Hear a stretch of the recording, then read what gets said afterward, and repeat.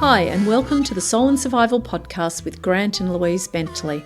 We have run the Victorian College of Classical Homeopathy since 1995. We are both qualified practicing homeopaths, and Grant is also a naturopath.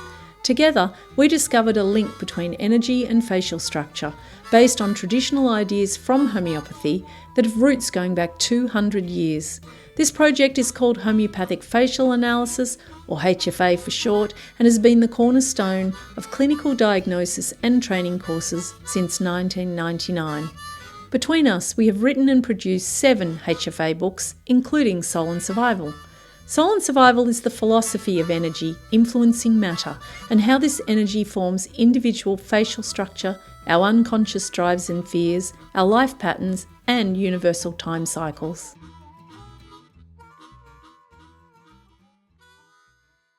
Hi everyone. I had a discussion with Louise a while back about memory and modern society and devices. It was on the back of listening to a discussion about clean time and playing time and concentration and connection, a big topic in the Brown time.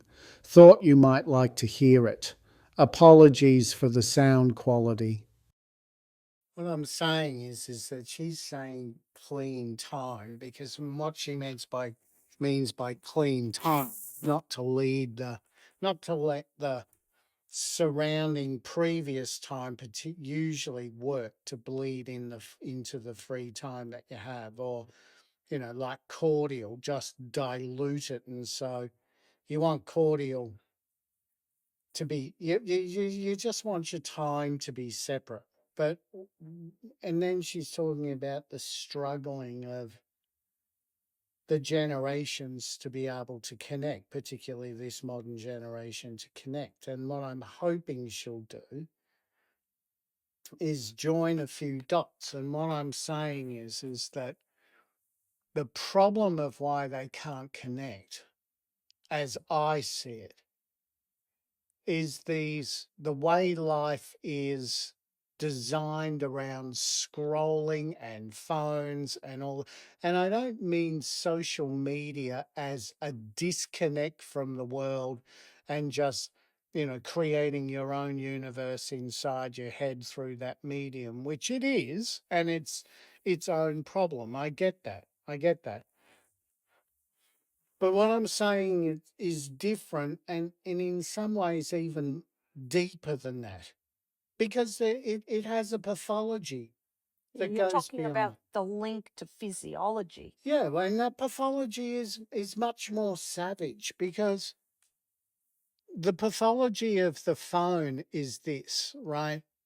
And I was just saying about my mum in the nursing home when she had Alzheimer's. And the thing is, and I used to say this to you, it highlights the importance of memory, because once your memory's gone, essentially your personality's gone. Or your personality is one dimensional. So where does that fit in with what I'm trying to say? Well, it's this. You see, these scrolling lives that people are having, and I think I gave you the example of the person sitting next to Pokey Lafarge, whose thumbs are scrolling at 100 miles an hour. And, he's looking very important, except that I was sitting next to him.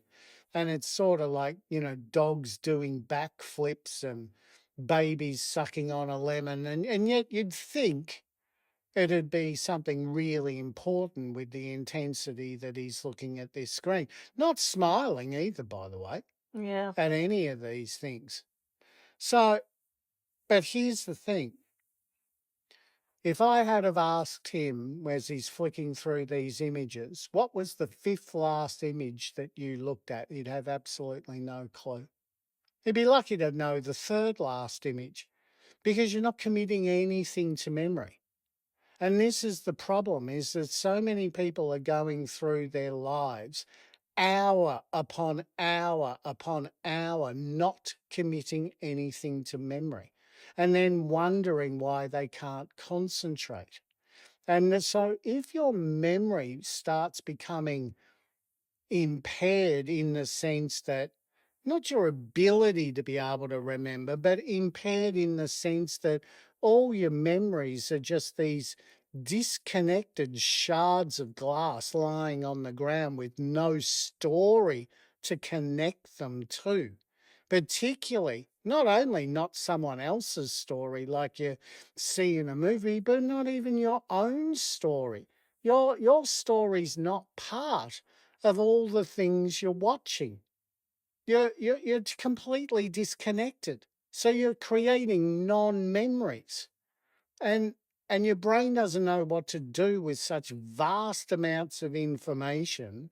And it certainly doesn't know what to do with vast amounts of information that are not even related to you. Yeah, there's no sense in it. No. So doesn't now tie what together. happens is because your memory is just a whole lot of disconnected fragments. Now I'm going to go back to your mum or my mum particularly, in that your whole personality today is based on the memories of you yesterday. That's how you build upon it, right? Yeah. But if you're not building those memories, then all you've got is a person who, and you see so many of these younger people talking about this. I can't remember anything, or my concentration's really bad. Well, I'm not surprised it is, but here's the key though. If you don't have memories, then you can't create a memory of self. And if you can't create a memory of self, you can't create a sense of self. And so when Esther is sitting here talking about all these kids that are just, or young people that are just completely and utterly lost, it's because they have no sense of self.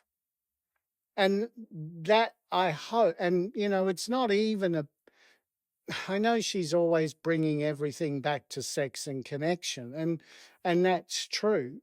But the most important thing, though, in all of this, and the step before making those connections, is that you have to know who you are.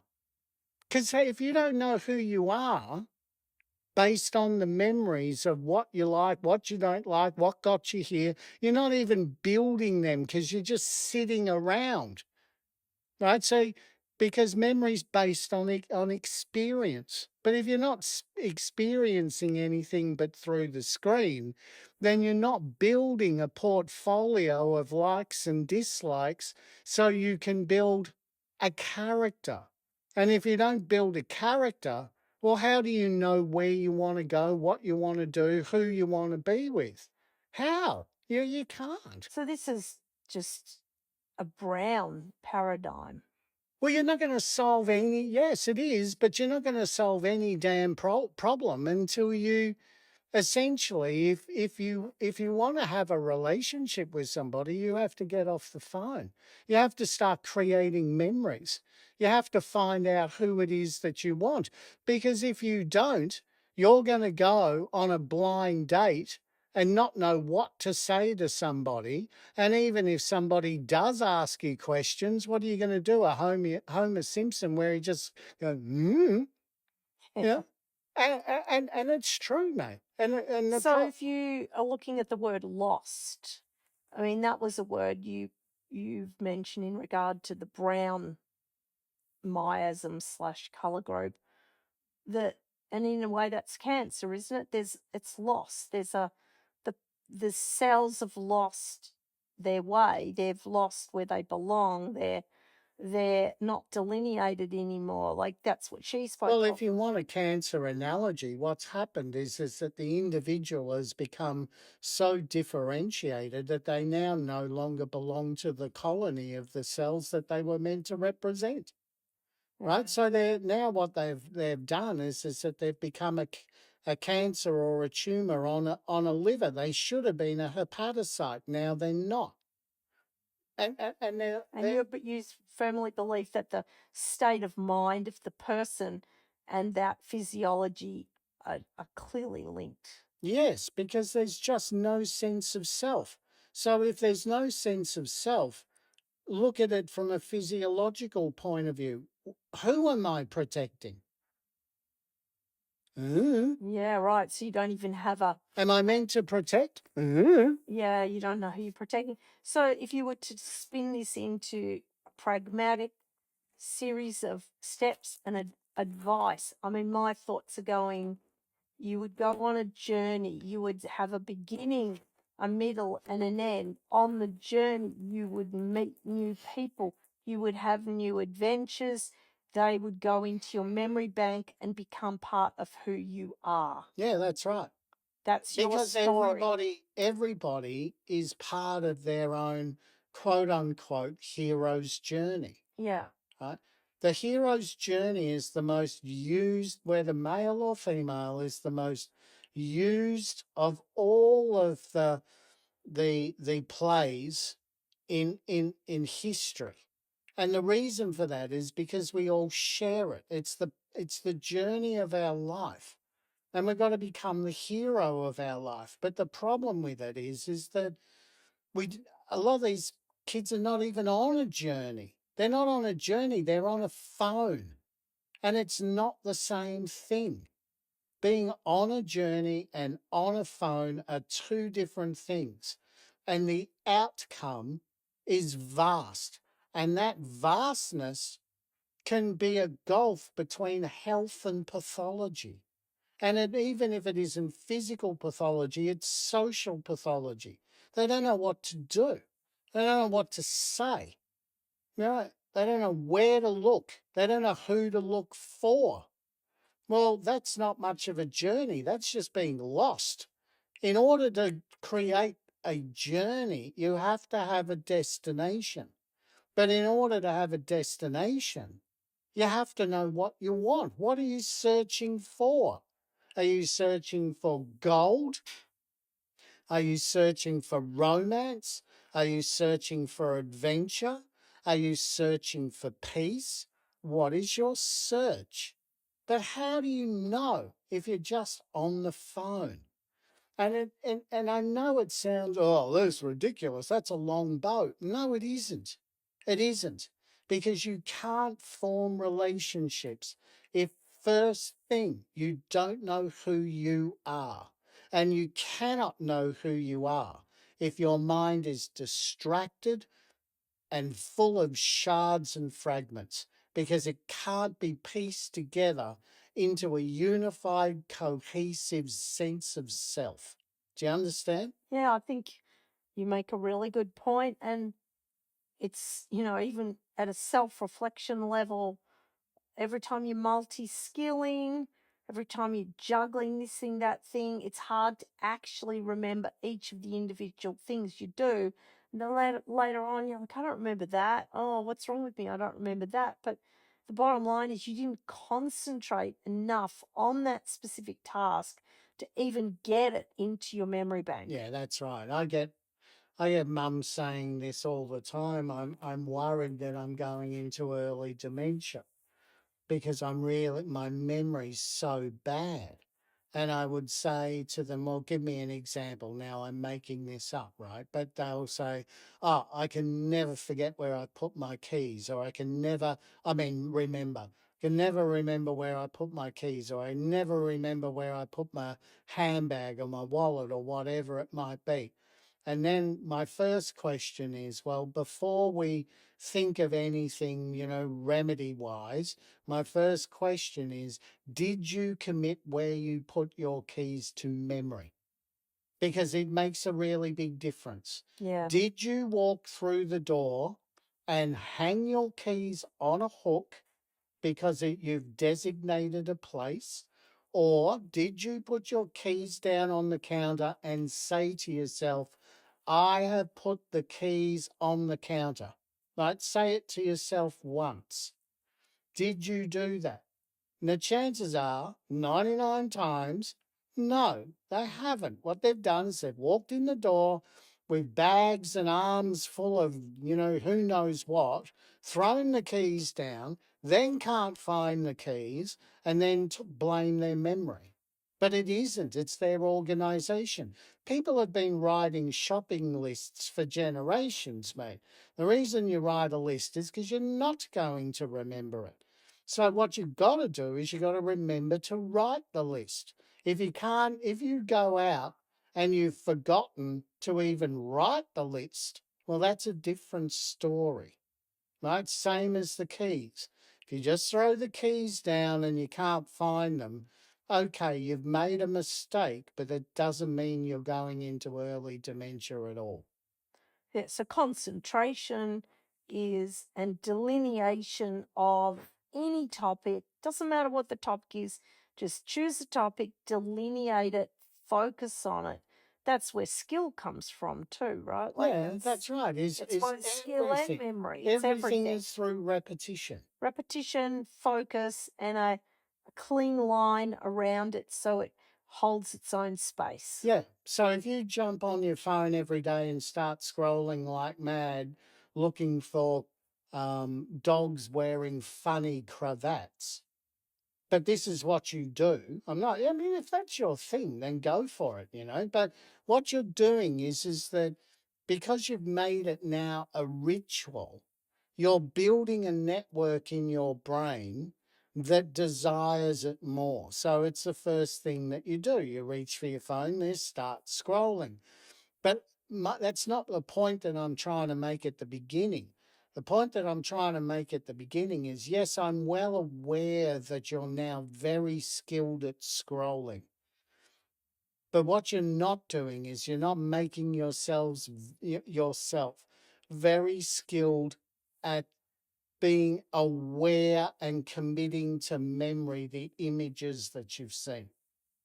And when you spend so much time with something that's not even worth committing to memory, well, then you now no longer have any experience at all, of which now all of personality is reliant on you having experience. Yeah, Anyway. wow. That when you put it like that, you can see the ramifications, just like what we're seeing on this screensaver at the moment. They just blow out in all directions, right? Oh, they are.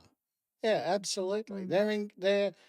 They're incredible. And when they're coming up with bigger and more advanced machines to take you away, not building your own life, but giving you a life that you can witness, but you're not experiencing. So it's like you're handing your potential life, your future life, current and future life to a machine Yeah, that pretty much. doesn't care. No, it That doesn't care. doesn't care that you've just lost your personality, you've lost your life. Like, it's actually, when you put it like that, it's really very, very shocking and very sad. Well, it's real. The ramifications are huge because it's not only the personal ramifications of not finding friendships or perhaps potential partnerships, but it also means that because you have no idea or no real sense of self, you have even less sense of someone else. So what it will be a ramification of not either understanding or holding in any esteem somebody else. Well, now you no longer have to treat them with courtesy, because that's all manners are. Manners are just saying, like when we went to the butcher the other day and that butcher said to me, I'll tell you what, you're the last of a dying breed, mate. And then it dawned on me what I was saying, because, there was a woman coming out of the door, the butcher's shop, and I opened the door for her and then I left it open for you to walk through. But people look at things like manners as being something really sort of stuffy and old fashioned, and that it doesn't belong to me. But it doesn't belong to you. The only way you can think it doesn't belong to you is because you have this incredible elevated sense of self that you think that you're better than other people. Yeah, definitely. Because essentially what manners are is that I'm going to extend a courtesy to somebody that I don't even know or will never see again, but it's an acknowledgement of your importance to someone and your importance to yourself. You're a human being, so therefore you're important, and so you should be treated with courtesy and dignity. Then the least that I can do is open the door for you, right? So that's what that means. But when you have no sense of self, then you can't possibly have a sense of others, at least not in a good form. You might have it in this sort of, I don't know. Anyway, I'll move away from that. No, I can really understand it, and But I can but you know how understand manners have gone? yeah, and Well, that's why. within a family, say you have a few children and they're all chaotic and they're all sort of fighting with each other and taking things off each other, and they're not respecting the other person at all. That's because they don't even have a sense of themselves, let alone enough sense to have a sense of somebody else. Yeah.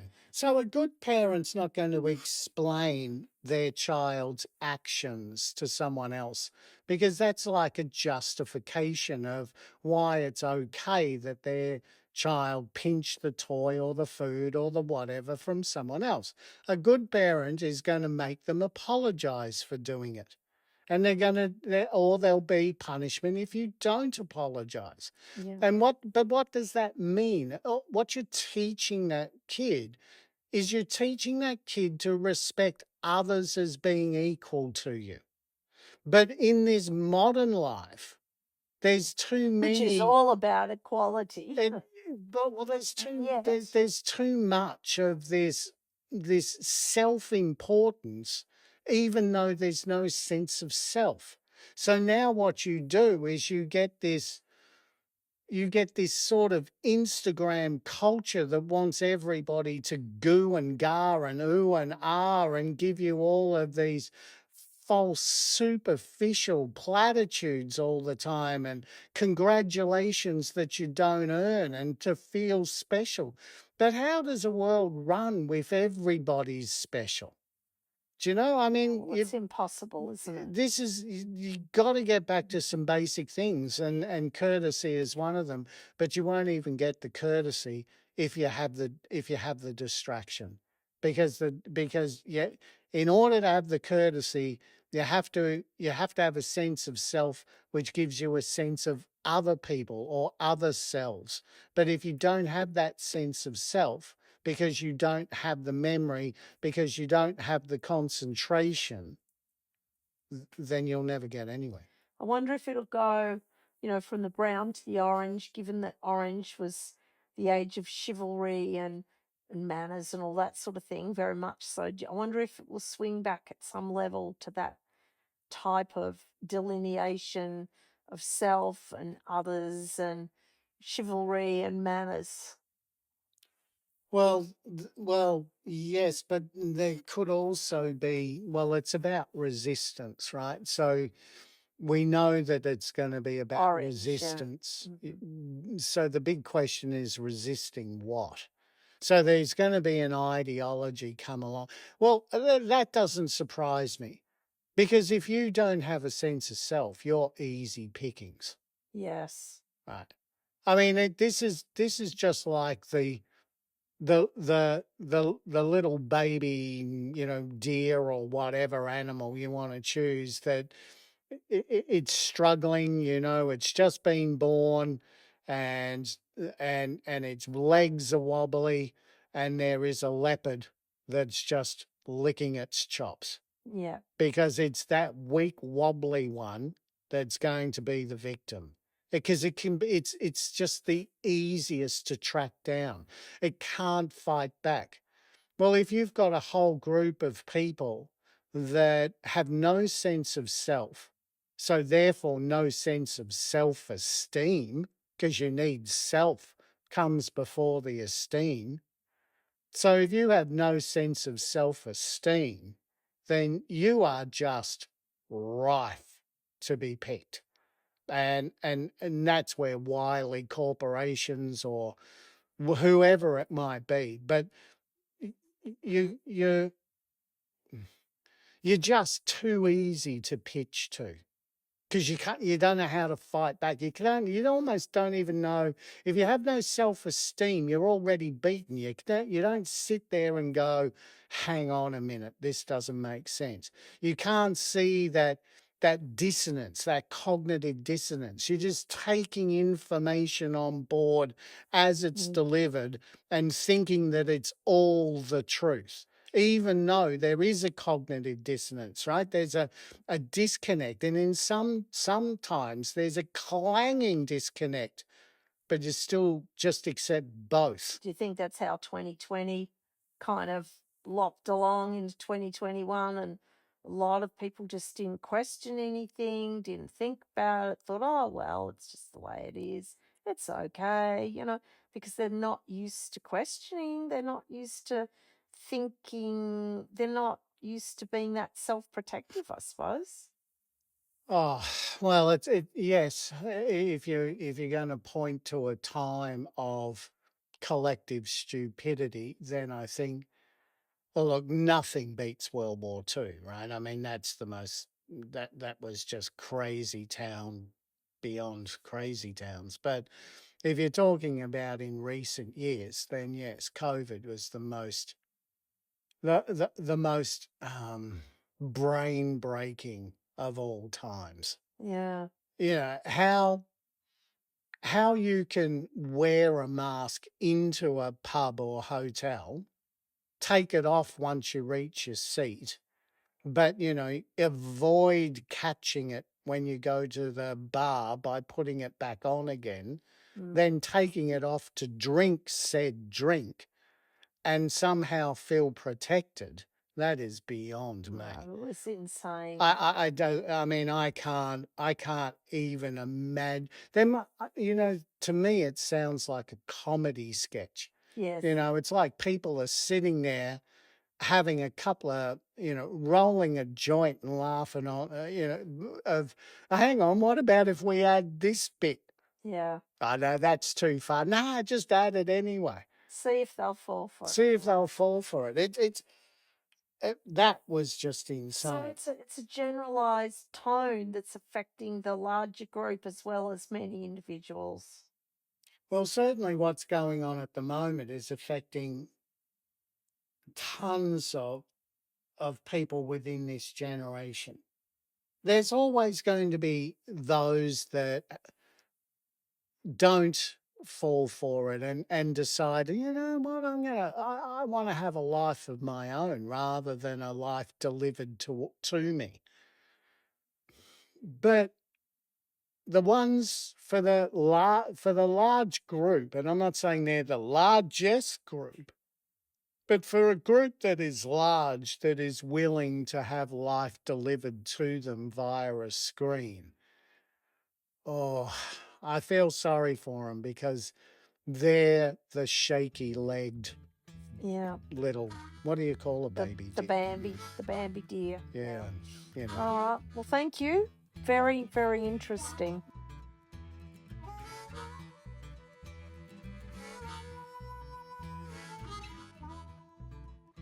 Thanks for listening to Soul and Survival. If you are interested in more information, books, courses, consultations, learning more about facial analysis or life themes, please visit our college site, Victorian College of Classical Homeopathy, vcch.org.